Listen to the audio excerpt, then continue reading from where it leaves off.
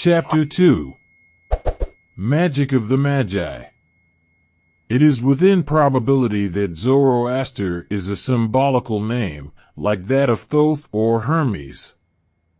According to Eudoxus and Aristotle, he flourished 6,000 years before the birth of Plato, but others say that he antedated the siege of Troy by about 500 years. He is sometimes represented as a king of the Bactrians, but the existence of 2 or 3 distinct Zoroasters is also one of the speculations.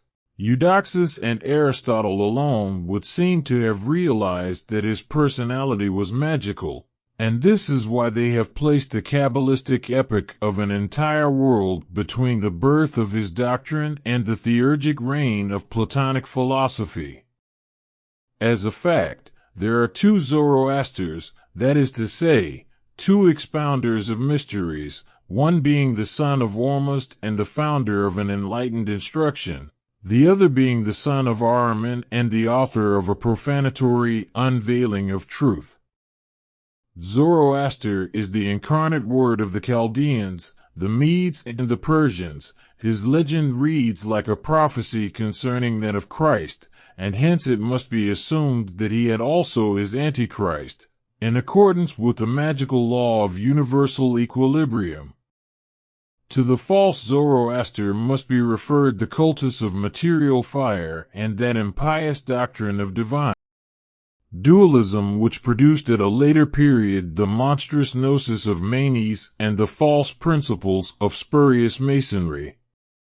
The Zoroaster in question was the father of that materialized magic which led to the massacre of the Magi and brought their true doctrine at first into proscription and then oblivion.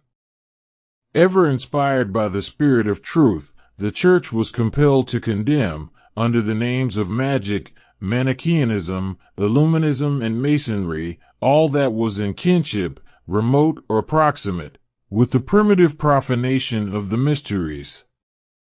One signal example is the history of the Knights Templar, which has been misunderstood to this day.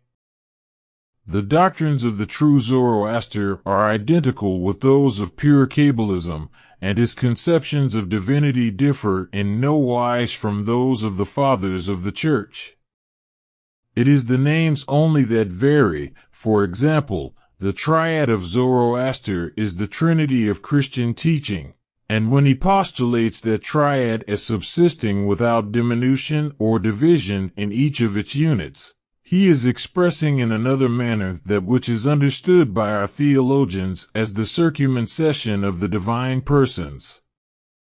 In his multiplication of the triad by itself, Zoroaster arrives at the absolute reason of the number 9 and the universal key of all numbers and forms. But those whom we term the 3 divine persons are called the 3 depths by Zoroaster.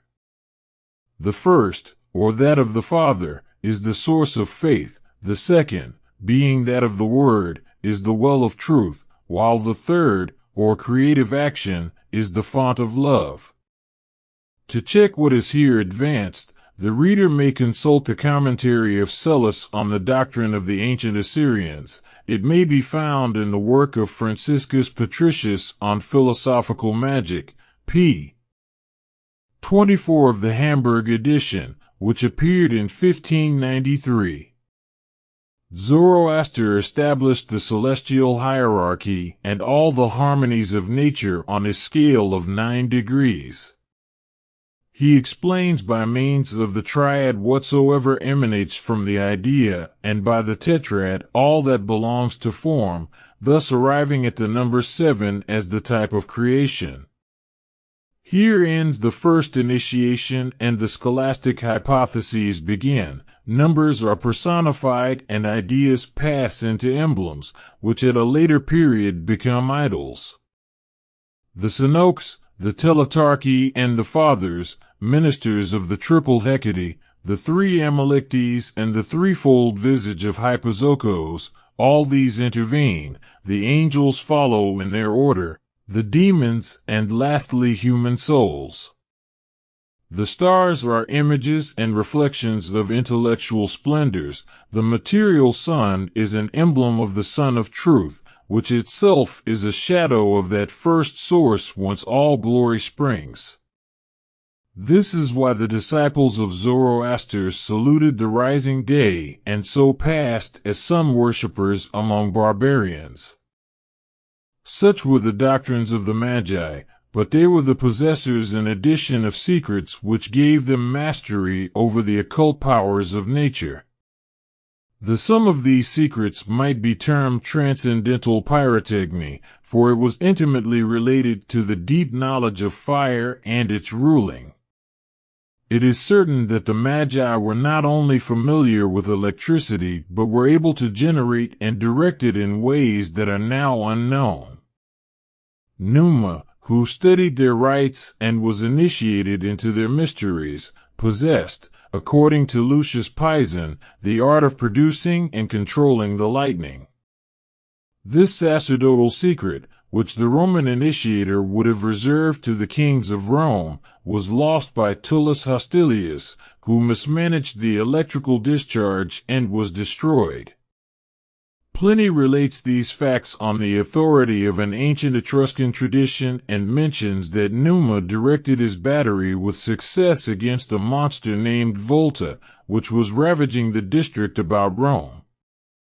In reading this story, one is almost tempted to think that Volta, the discoverer, is himself a myth and that the name of voltaic piles goes back to the days of Numa. All Assyrian symbols connect with this science of fire, which was the great secret of the Magi. On every side we meet with the enchanter who slays the lion and controls the serpents. That lion is the celestial fire, while the serpents are the electric and magnetic currents of the earth. To this same great secret of the Magi are referable all marvels of Hermetic magic, the extant traditions of which still bear witness that the mystery of the great work consists in the ruling of fire.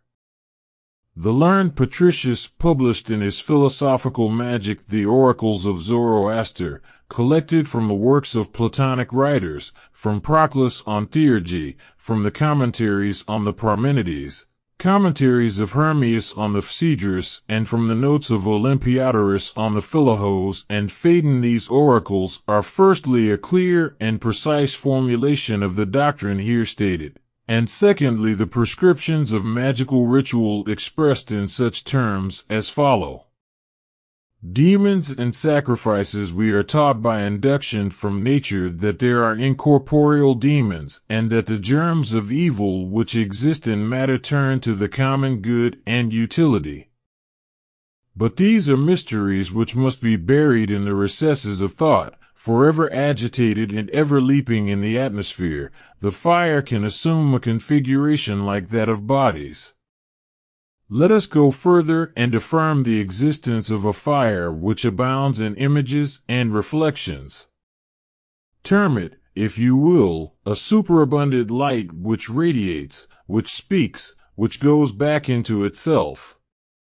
It is the flaming courser of light, or rather it is the stalwart child who overcomes and breaks in that heavenly steed. Picture him as vested in flame and emblazoned with gold, or think of him naked as love and bearing the arrows of Eros. But if thy meditation prolongeth itself, thou wilt combine all these emblems under the form of the lion. Thereafter, when things are no longer visible, when the vault of heaven and the expanse of the universe have dissolved, when the stars have ceased to shine and the lamp of the moon is veiled, when the earth trembles and the lightning plays around it, invoke not the visible phantom of nature's soul, for thou must in no wise behold it until thy body has been purified by the holy ordeals. Innervators of souls, which they distract from sacred occupations, the dog-faced demons issue from the confines of matter and expose to mortalized the semblances of illusory bodies. Labor round the circles described by the rhombus of Hecate. Change thou nothing in the barbarous names of evocation, for they are pantheistic titles of God. They are magnetized by the devotion of multitudes, and their power is ineffable. When after all the phantoms thou shalt behold the shining of that incorporeal fire, that sacred fire the darts of which penetrate in every direction through the depths of the world, hearken to the words of the fire.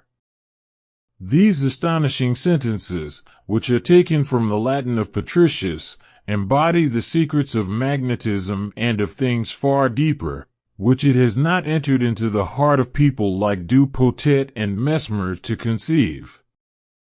We find the astral light described perfectly, together with its power of producing fluidic forms, of reflecting language and echoing the voice.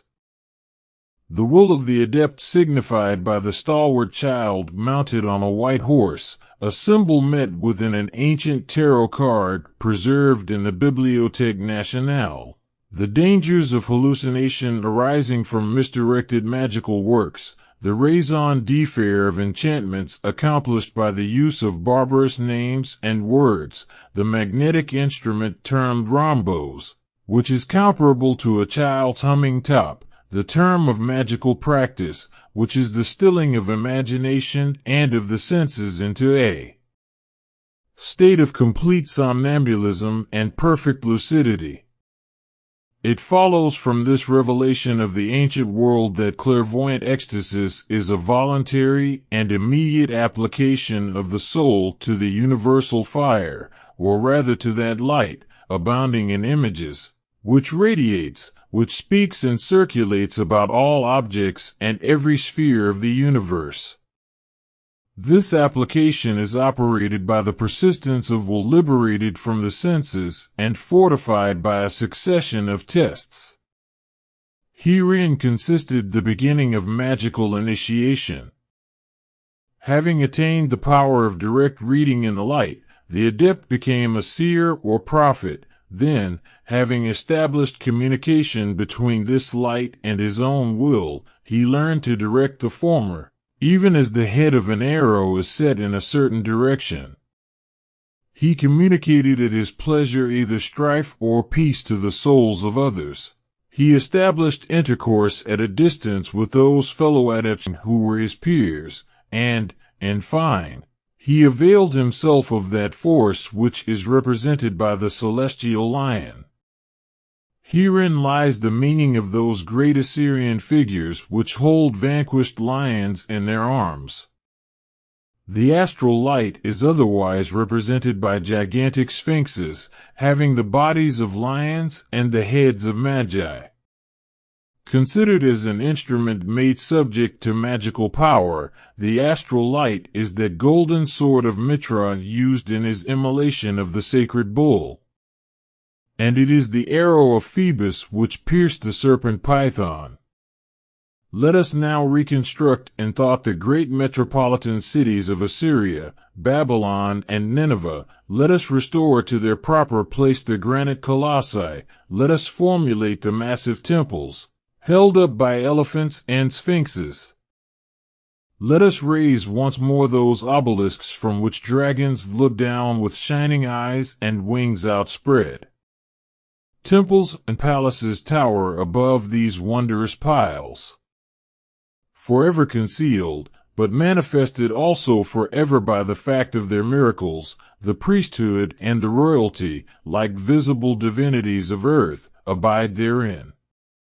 The temple is surrounded with clouds or glows with supernatural brilliance at the will of the priests. Now it is dark in the daylight, and again the night is enlightened.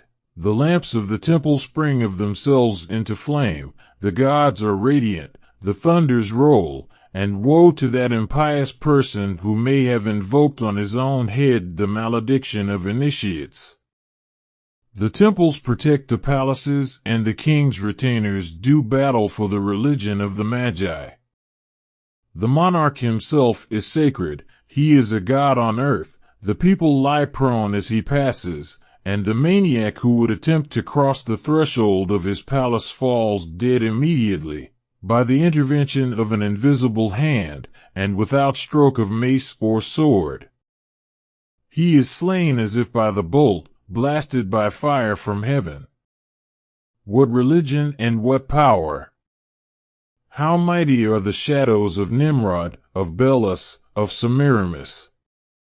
What can surpass these almost fabulous cities, where such mighty royalties were enthroned, these capitals of giants, capitals of magicians, of personalities identified by tradition with angels and still termed sons of God or princes of heaven?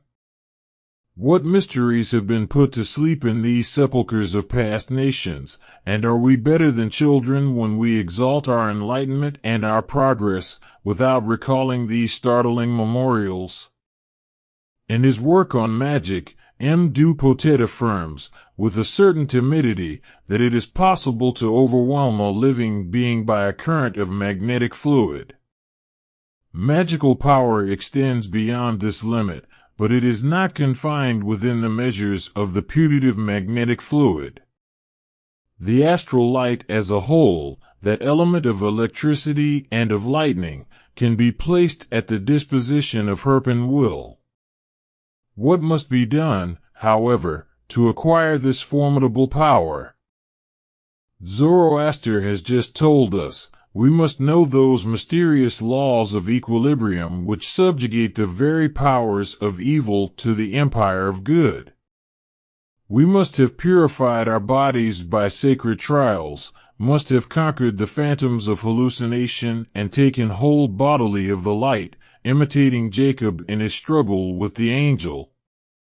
We must have vanquished those fantastic dogs which howl in the world of dreams. In a word, and to use the forcible expression of the oracle, we must have heard the light speak. We are then its masters and can direct it, as Numa did, against the enemies of the holy mysteries. But if in the absence of perfect purity, and if under the government of some animal passion, by which we are still subjected to the fatalities of tempestuous life, we proceed to this kind of work, the fire which we kindle will consume ourselves, we shall fall victims to the serpent which we unloose and shall perish like Tullus Hostilius. It is not in conformity with the laws of nature for man to be devoured by wild beasts. God has armed him with the power of resistance, his eyes can fascinate them, his voice restrain, his sign bring them to a pause. We know indeed, as a literal fact, that the most savage animals quail before a steady human glance and seem to tremble at the human voice. The explanation is that they are paralyzed and awe-stricken by projections of the astral light. When Daniel was accused of imposture and false magic, both he and his accusers were subjected by the king of Babylon to an ordeal of lions. Such beasts attack those only who fear them or of whom they are themselves afraid. It is utterly certain that the tiger will recede before the magnetic glance of a brave man, although the latter may be disarmed. The Magi utilized this power, and the kings of Assyria kept tigers, leopards, and lions in their gardens, in a state of docility. Others were reserved in vaults beneath the temples for use in the ordeals of initiation. The symbolic bas-reliefs are the proof. They depict trials of strength between men and animals, and the adept, clothed in his priestly garb, controls the brutes by a glance of his eye and stays them with his hand. When such animals are depicted in one of the forms ascribed to the Sphinx, they are doubtless symbolical, but in other representations the brute is of the natural order, and then the struggle seems to illustrate a theory of actual enchantment. Magic is a science. To abuse is to lose it, and it is also to destroy oneself. The kings and priests of the Assyrian world were too great to be free from this danger. If ever they fell, as a fact, pride did come upon them and they did therefore fall. The great magical epic of Chaldea is anterior to the reigns of Semiramis and Ninus. At this time religion had begun already to materialize and idolatry to prevail. The cultus of Astarte succeeded that of the heavenly Venus, and royalty arrogated to itself divine attributes under the names of Baal and of Bel, or Belus. Semiramis made religion subservient to politics and conquests, replacing the old mysterious temples by ostentatious and ill-advised monuments. This notwithstanding, the magical idea continued to prevail in art and science, sealing the constructions of that epoch with the characteristics of inimitable power and grandeur. The palace of Semiramis was a building synthesis of entire Zoroastrian dogma, and we shall recur to it in explaining the symbolism of those 7 masterpieces of antiquity which are called the wonders of the world. The priesthood became secondary to the empire as the result of an attempt to materialize its own power. The fall of the one was bound to involve the other, and it came to pass under the effeminate Sardanapalus. This prince, abandoned to luxury and indolence, reduced the science of the Magi to the level of one of his courtesans. What purpose did marvels serve if they failed in ministration to pleasure? Compel, O enchanters, compel the winter to produce roses, double the savor of wine, apply your power over the light to make the beauty of women shine like that of divinities. The Magi obeyed, and the king passed from intoxication to intoxication. But it came about that war was declared, and that the enemy was already on the march. That enemy might signify little to the Sybarite steeped in his pleasures. But it was ruin, it was infamy, it was death. Now Sardanapalus did not fear death, since for him it was an endless sleep, and he knew how to avoid the toils and humiliations of servitude. The last night came. The victor was already upon the threshold. The city could stand out no longer. The kingdom of Assyria must end on the morrow. The palace of Sardanapalus was illuminated and blazed with such splendor that it lightened all the consternated city. Amidst piles of precious stuffs, amidst jewels and golden vessels, the king held his final orgy. His women, his favorites, his accomplices, his degenerate priests surrounded him. The riot of drunkenness mingled with the music of 1,000 instruments. The tame lions roared, and a smoke of perfumes, going up from the vaults of the palace, enveloped the whole edifice in a heavy cloud. But tongues of fire began to penetrate the cedar paneling. The frenzied songs were replaced by cries of terror and groans of agony. The magic which, in the hands of its degraded adepts, could not safeguard the empire of Ninus, did at least mingle its marvels to emblazon the terrible memories of this titanic suicide. A vast and sinister splendor, such as the night of Babylon had never seen, seemed suddenly to set back and enlarge the vault of heaven. A noise, like all the thunders of the world pealing together, shook the earth, and the walls of the city collapsed. Thereafter a deeper night descended. The palace of Sardanapalus melted, and when the morrow came his conqueror found no trace of its riches, no trace even of the king's body and all his luxuries. So ended the first empire of Assyria, and the civilization founded of old by the true Zoroaster. Thus also ended magic, properly so called, and the reign of the Kabbalah began. Abraham, on coming out from Chaldea, carried its mysteries with him.